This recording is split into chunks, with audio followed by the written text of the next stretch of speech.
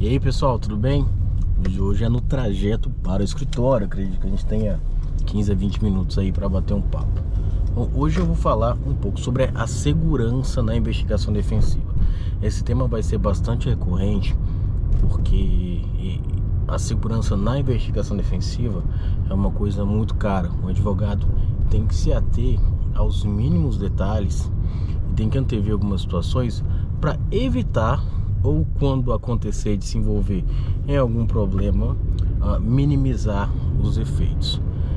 Bom, a gente sabe que a investigação defensiva ela é regulada pelo provimento 188. Ela, como eu disse no outro vídeo, tem reflexos constitucionais no Código de Processo Penal, também no Estatuto da Ordem dos Advogados do Brasil, certo?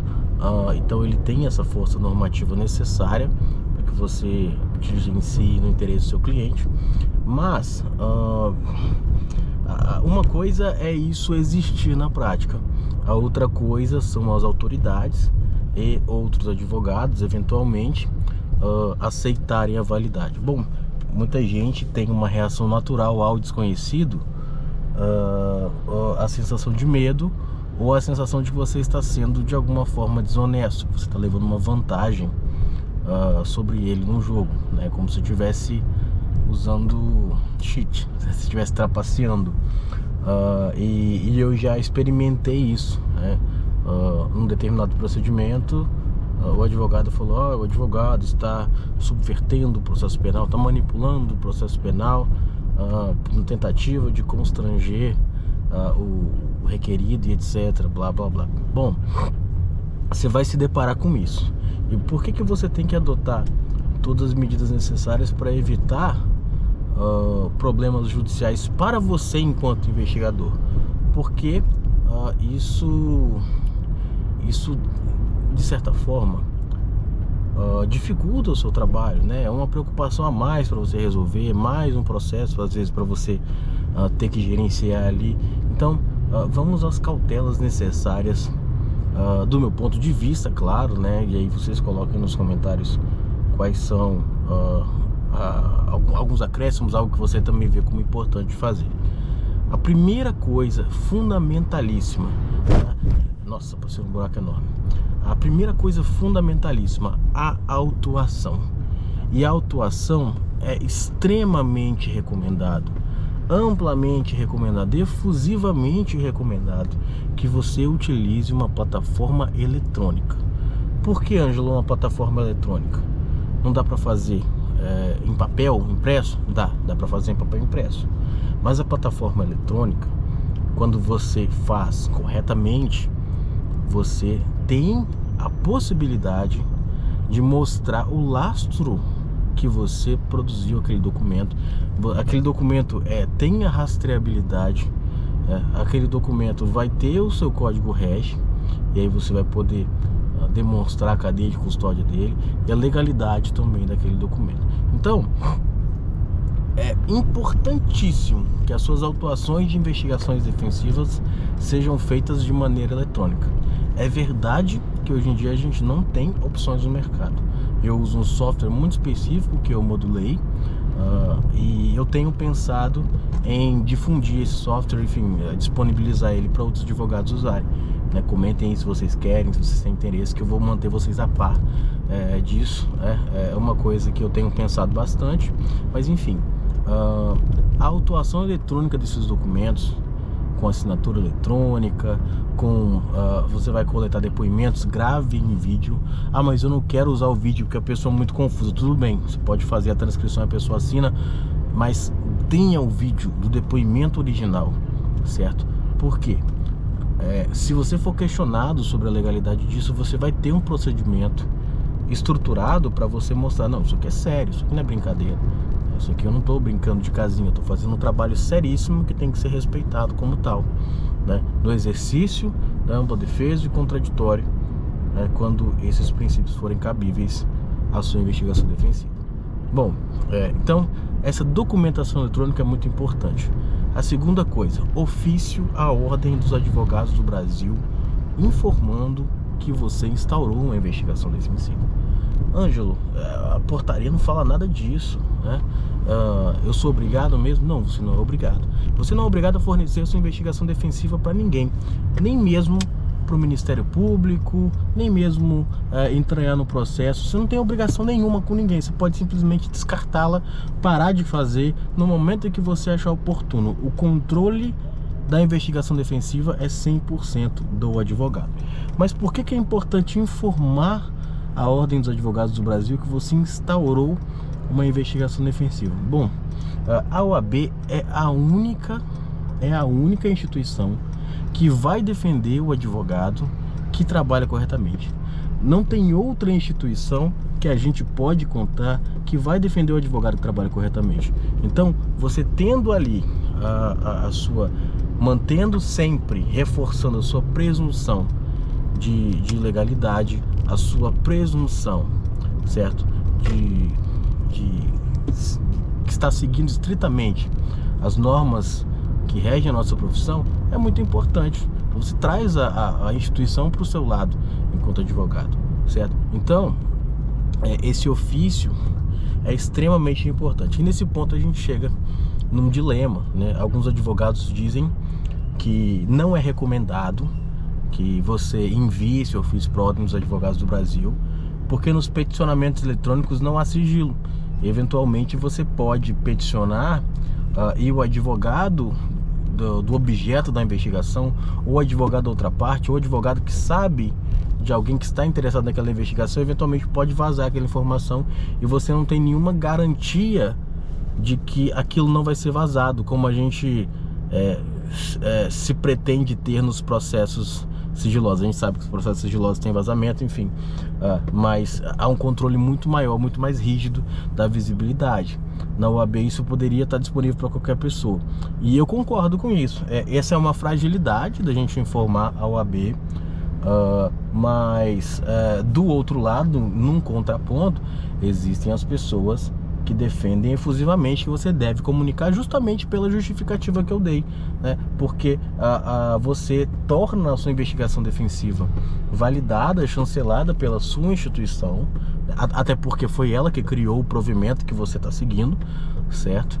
Você dá essa transparência com a sua própria instituição para, eventualmente, se você vier a ser perquirido sobre aquilo, você ter esse background, você ter esses fundamentos, né? E fica essas duas teses, certo? E aí a gente chega no que eu entendo. Olha, independente se você quer manter sigilo de dados sensíveis ou não, você oficiar a ordem, você não precisa informar todas as informações da sua investigação. Basta você referenciar o número de autuação do seu procedimento e informar que está tramitando formalmente no seu escritório a investigação sobre o número tal. Você não precisa colocar portaria se você não achar pertinente ou se você achar que compromete o risco, entende? Então, a informação à ordem não é você submeter ao controle, até porque a ordem também não tem controle sobre a sua investigação, né? Ela não vai poder interferir, não vai poder pedir relatórios sobre a sua investigação, entende? Nem ela, nem qualquer outro órgão. Então, essa informação OAB não precisa ser ampla e restrita, informando tudo, o que você pretende ouvir, o que você pretende fazer. Não, basta você informar que as diligências serão feitas, as que são disponíveis no provimento, eventualmente no CPC, ou você cita os artigos do CPP, ou você cita os artigos, enfim, do próprio provimento, e você não precisa fazer isso de uma maneira tão específica. Então, comunique a Ordem dos Advogados do Brasil. Então, primeiro ponto, autuação eletrônica e documentação eletrônica. E segundo ponto, a comunicação à ordem, que eu reputo como muito importante, certo? Até porque a ordem tem trabalhado, o Conselho Federal tem trabalhado para que a investigação defensiva seja posta como legislação federal, acabando com qualquer discussão a respeito da sua validade, com a inclusão da expressão no artigo 7º, tá, do nosso estatuto. Bom, então, outra medida de segurança muito importante é que sempre que você for ouvir alguém, é importante que você esclareça a ele os direitos e garantias constitucionais que ele tem. que ele não está prestando depoimento de maneira coercitiva, que ele não foi coagido, que o depoimento é estritamente voluntário, que ele tem o direito a comparecer com o advogado se ele quiser, né? Que ele não está sendo ouvido como uma pessoa suspeita de nada, é simplesmente um termo de declarações, que a pessoa também tem o direito e garantia a não responder qualquer pergunta que não repute interessante, ou mesmo não responder nenhuma pergunta, até porque se é voluntário o comparecimento, é claro que a pessoa não pode responder, mas é importante deixar claro isso num documento, que foram lidos todos os direitos e garantias fundamentais e a pessoa está de acordo. Esse documento essa pessoa deve assinar depois, tá? Esse depoente, esse declarante deve assinar depois. Importante também que quando você for fazer armazenamento em vídeo, que eu recomendo efusivamente que faça armazenamento em vídeo dos depoimentos, é importante também que você peça e tenha a autorização para manter e armazenar aqueles vídeos, tá? Na forma da Lei Geral de Proteção de Dados, tá? Para evitar qualquer questionamento, certo? E por último, que eu tô lembrando agora, eventualmente nas investigações defensivas nós teremos pessoas que serão objetos. Por exemplo, num crime de estupro de vulnerável, certo? Nós temos elementos que indicam que a suposta vítima está mentindo no depoimento sobre questão relevante suficientemente para alterar o processo. Bom, então nós vamos produzir provas nesse sentido. Aí você pode me dizer, então, ao final eu posso juntar esses elementos e confrontar o objeto da investigação. Bom, eu não recomendo de maneira alguma você ouvir a pessoa que é objeto da investigação, se existir, por vários motivos. O primeiro motivo é que ela já é uma pessoa que vai estar posta contra a parede ali dentro da sua investigação. Então já existe isso. Então é uma pessoa que a gente não pode contar, que não tem a confiabilidade necessária para que a gente possa ter a nossa investigação do ponto de vista da nossa segurança enquanto investigadores, tá? Ela pode eventualmente falar que foi coagida, se ela quiser mudar o depoimento depois, ela pode dizer que foi constrangida a prestar esse depoimento, ela pode dizer o que ela quiser, né? E se ela estiver na condição de vítima num processo criminal, é pior ainda, entende? Então, por mais interessante que seja, não é interessante ouvir pessoas que têm viés, familiares, né? Que se for o caso, né, sempre que possível, não ouvir pessoas que têm viés e que têm demasiado interesse na causa. Porque, apesar da nossa investigação ela ter uma inclinação natural, pela própria origem, pelo próprio objetivo, para o nosso cliente, é importante a gente manter, enquanto investigador, a imparcialidade. Fatos são fatos, narrativas são narrativas, elementos são elementos, né? A gente, na investigação, deve manter a maior frieza possível na análise desses elementos, né? E justamente por isso, eventualmente, nós vamos concluir que aquela investigação não foi interessante, entende? Então, não ouço e não ouvirei, em hipótese nenhuma, objetos da investigação. Tenho amigos que fazem, tenho amigos que ouvem, tá? Que chamam no escritório, faz o convite formal, mas aí nossa, uma organização, o cara tem que filmar desde a entrada, filma tudo, tem câmera filmando o escritório para mostrar que não teve voluntariedade, mas assim, se a gente chegar a esse ponto, quer dizer que o problema já aconteceu, né? A pessoa de dizer, não, eu fui coagida a ir lá, eu não sabia o que eu estava fazendo. Então, isso é muito comum no judiciário, vamos evitar no nosso trabalho, certo? Outro ponto também é que você gera uma questão muito complicada de resolver do ponto de vista da publicidade do processo. Bom, se eu estou prestando depoimento no processo, então eu tenho que ter acesso à íntegra desse processo. Teoricamente, se a gente for levar a interpretação constitucional de que todo aquele que responde a um processo administrativo ou judicial tem direito ao contraditório e ampla defesa. Bom, você cria um problema porque a pessoa vai poder pedir o depoimento dela, ela vai poder pedir o vídeo da investigação, ou os depoimentos, a íntegra da investigação, ou ela vai acionar um advogado que vai te pedir tudo isso, e aí você vai dizer, não, eu não tenho obrigação nenhuma de te dar acesso a essas informações. E aí o advogado deve dizer, não, mas todo aquele que responde ao processo administrativo ou judicial tem direito a contraditório e ampla defesa. Por isso, eu tenho direito sim a obter esses documentos. E aí você vai dizer, não, tudo bem, mas isso aqui não é um processo administrativo ou judicial que pode aplicar uma sanção, tá? Que não, assim, a investigação defensiva não tem o menor poder de aplicar uma sanção. E assim como o inquérito policial, tudo que for produzido ali, se for utilizado judicialmente ou administrativamente, nesse processo administrativo que utilizar, a pessoa vai poder fazer ali o seu contraditório e a sua ampla defesa. Então, mas veja a discussão que se cria e o tanto de justificativa que você tem que dar. Então é muito melhor que você não ouça a pessoa.